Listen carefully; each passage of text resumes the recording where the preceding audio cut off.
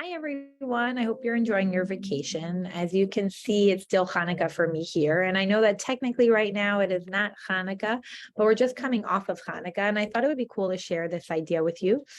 And so I wanted to discuss, which is a very popular question about Hanukkah, is like, what is the miracle of Hanukkah? We seem to have two very popular ideas of what the miracle of Hanukkah is. And I also wanted to think about, is there one better than the other? Are there places where only one is mentioned? And why is that the case? So let's look together. Okay, and let's think, what are the miracles of Hanukkah? Okay, so we have the miracle of Hanukkah. We know that we have the jug of oil, right? The oil lasted for 8 days. They finally conquered in the war, and they came into the Beit HaMikdash, and they found one pach shemen that was sealed from the Kohen Gadol. They knew they can use it, but they only had one. And they didn't have enough time to have more. And so it lasted for 8 days until I guess they were able to get more oil. And so here we have the Pach Shemen as the miracle. And that's why we light the menorah, right? That's why we have the menorah throughout Hanukkah. Okay. We also have the other miracle of the war, that Bnei Israel fighting against the Greeks. Like, the Greeks are this huge superpower. And so how are we even possibly able to defeat the Greeks? They had these elephants, huge. How are they going to fight them? And the Maccabim and a couple of Jews were able, they developed an army and they fought, but maybe they used guerrilla warfare, but they weren't really able to, on paper, to defeat the Greeks, and they did. And so that's another miracle. So the question is, or not a question yet, right? These are the two miracles that we have. So very popular, what we say, we add in our davening, and we also add in benching, is Al Hanisim. So here I have the text of Al Hanisim.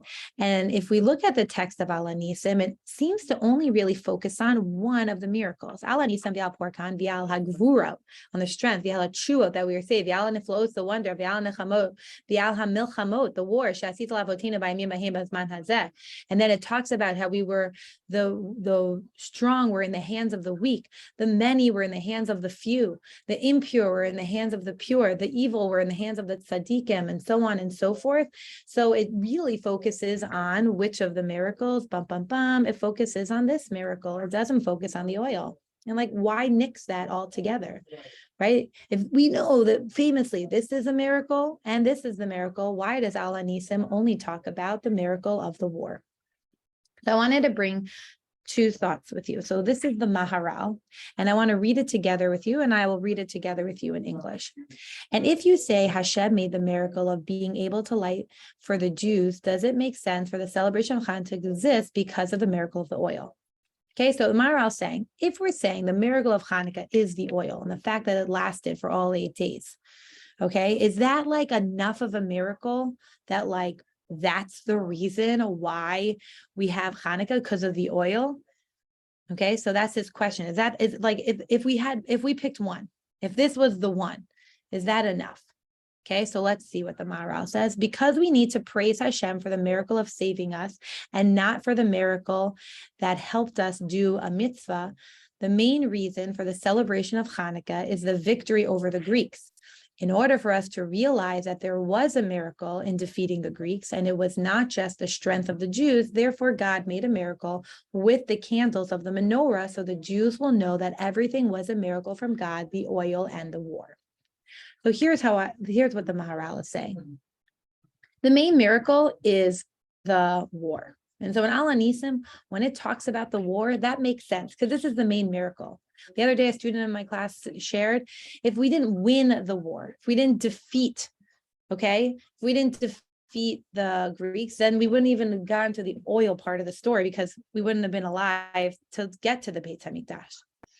But the purpose of the miracle of the oil is that sometimes if you do something physically well, I studied really hard for a test, or to the opposite extreme, I defeated a global superpower, I defeated the Greeks, really strong, I might think that was all because of me. I did everything. And it doesn't mean that you didn't do something, but you have to recognize that Hashem is a part of that as well. And so how can we realize that this miracle of the war included Hashem? Well, that would be the oil. The oil is completely obvious that is Hashem. It is a miracle that didn't involve our strength. Okay, we found one, but we didn't do anything as humans to make it last. That was all Hashem. So if we combine the oil and we combine the war together, we recognize that the main miracle, which was the war, is really Hashem. Yes, it doesn't underplay the power that the people had. They needed that, but it reminds us to recognize that Hashem helped make that happen. So in Al Hanisim, we mention the strength, okay, of the war, because that really is the main part. We couldn't get to part B with the menorah without it. But the menorah and the oil teaches us that this was really a miracle, helps us recognize that. Now you can stop the video now, but I do have a little tidbit for anyone who's interested in watching a little more. But if you maxed out, by all means, it's vacation, take your time. So if you want to stay on, I have one more idea. So the Rav, as in Rav Soloveitchik, Joseph B. Soloveitchik, he has this idea, okay, that he writes in the Rav Speaks, and I want to read it together with you as a closing idea. What is the difference between Gevura and Korach? These are two words that mean strength, right? Strong. Gevura and Koach. Okay, so he says Koach refers to power, ability, as for example, in terms of Koach Gavra, fertility, Koach Notel, the power to him who washes the hands, direct power. Indirect power, not all powers are of equal strength. All the terms refer to physical force employed by man and beast. Okay, so according to the Rav, the word koach is physical strength. I lift weights. I'm really strong. I build up my upper body strength so I can have a better shot because that's all here. Okay, that's koach. In contrast to Gevura, it does not imply physical strength. Gevura represents something else, something found only in the human spiritual realm. The expression in Tehillim, he delighted not in strength, Gevura of the horse, refers to the rider, not the horse, as is confirmed by the conclusion of the verse, the pasuk, he takes no pleasure in the legs of man. Gevura signifies heroism. The hero is not the one who is physically strong, but the one who's possessed of the quality of heroism. Heroism and power, heroism and strength are often at two verses that contradict each other. Heroism means to fight even when the chances of victory are slim, when reason advises capitulation because logically the battle seems lost. Heroism implies doing the paradoxical, the absurd, meaning doing something that's so counterintuitive. Sometimes, of course, ordinary logic is mistaken, and it is just then, when heroism opposes might, that heroism wins and not might. For the miracle and heroic deeds, the miracle lies in the victory of heroism over force, many in the hands of the few. Referring to the Hanukkah story.